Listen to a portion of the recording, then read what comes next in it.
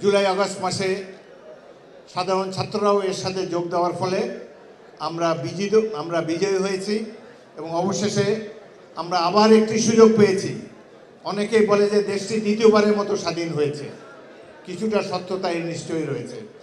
আমরা আশা করব যে গণতন্ত্র প্রতিষ্ঠার জন্যে, যে ভোটাধিকার প্রতিষ্ঠার জন্য আমরা লড়াই করেছি, আমরা তার দ্বারপ্রান্তে উপনীত হয়েছি, অর্জন করতে সক্ষম হয়েছে। যে বুদ্ধিজীবীদের স্মরণ করার জন্য আমরা উপস্থিত হয়েছি, তারা ছিল দেশমাতৃকার অত্যন্ত দেশপ্রেমিক সন্তান। বিশ্ববিদ্যালয়ে যারা শিক্ষক ছিলেন, আমি এদের অনেকের ছাত্র ছিলাম। মোফাজ্জল আজাদ চৌধুরী, গিয়াসউদ্দিন স্যার এবং আরও অনেকের সাথে যারা মুনির চৌধুরী, এদের সাথে স্বাধীনতা সার্বভৌমত্বকে নিয়ে নানা ধরনের ষড়যন্ত্রে মেতেছে। সেই কারণেই এই ৭১-এর 14ই ডিসেম্বরের কথাটি উল্লেখ করলাম। তবে ইতিমধ্যে অনেক পানি গড়িয়ে গিয়েছে বুড়িগঙ্গায় দিয়ে। স্বাধীনতার অব্যবহিত পরে আমরা লক্ষ্য করেছি যে লক্ষ্যসমূহ ধারণ করে আমরা মুক্তিযুদ্ধে অংশগ্রহণ করেছিলাম। সারা জাতি যুদ্ধ করেছে। সাম্য, মানবিক মর্যাদা, সামাজিক ন্যায় বিচার, এই লক্ষ্যসমূহ অর্জনের জন্য অযুত মানুষ জীবন দিয়েছে, সারা জাতি যুদ্ধ করেছে। কিন্তু তৎকালীন ক্ষমতাসীন দল আওয়ামী লীগ, তারা তাদের দলের সমৃদ্ধির জন্য ব্যস্ত ছিল। জনজীবনে কোনো পরিবর্তন তারা আনতে পারেনি এবং বাংলাদেশের গণতন্ত্রকে তারা ঝেঁটিয়ে বিদায় করেছে এবং একটি একদলীয় রাষ্ট্রে পরিণত করেছে বাংলাদেশে।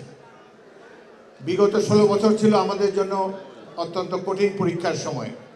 আমি বিএনপির সকল নেতা কর্মী আন্তরিক অভিনন্দন জানাই তাদেরকে, যারা 16টি বছর অনেক কষ্ট করেছেন জীবনের বিনিময়ে এবং এই ফ্যাসিস্ট বাহিনীর বিরুদ্ধে মোকাবেলা করেছেন পথে প্রান্তরে, যার ফলে যুদ্ধের শেষ পর্যায়ে জুলাই আগস্ট মাসে সাধারণ ছাত্ররাও এর সাথে যোগ দেওয়ার ফলে আমরা বিজয়ী হয়েছি এবং অবশেষে আমরা আবার একটি সুযোগ পেয়েছি। অনেকেই বলে যে দেশটি দ্বিতীয়বারের মতো স্বাধীন হয়েছে, কিছুটা সত্যতা এর নিশ্চয়ই রয়েছে। আমরা আশা করব যে গণতন্ত্র প্রতিষ্ঠার জন্যে, যে ভোটাধিকার প্রতিষ্ঠার জন্য আমরা লড়াই করেছি, আমরা তার দ্বারপ্রান্তে উপনীত হয়েছি।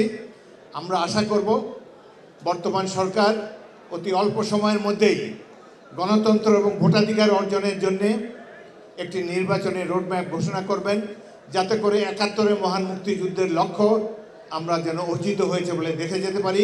আমরা একটা সমৃদ্ধ বাংলাদেশ, গণতান্ত্রিক বাংলাদেশের জন্য সংগ্রাম করেছি এবং আশা করি আমাদের সকলে অংশগ্রহণের ফলে আমাদের সেই স্বপ্ন বাস্তবায়িত হবে। বিএনপিরও কিছু করণীয় আছে। বিএনপি বর্তমানে দেশের সবচেয়ে জনপ্রিয় এবং বৃহত্তম রাজনৈতিক দল। আমাদেরকে নিয়ে অনেকে অনেক ধরনের কুৎসা রটনা করবে। আমরা যেন এইসব কুৎসাকে মিথ্যা প্রতিপন্ন করতে পারি। আমরা যেন শহীদ জিয়াউর রহমানের আদর্শ ধারণ করে একটি সমৃদ্ধ বাংলাদেশ গড়ার জন্যে তার পটভূমি আমরা রচনা করতে পারি। আজকে এই হোক আমাদের কামনা। আপনাদের সবাইকে অসংখ্য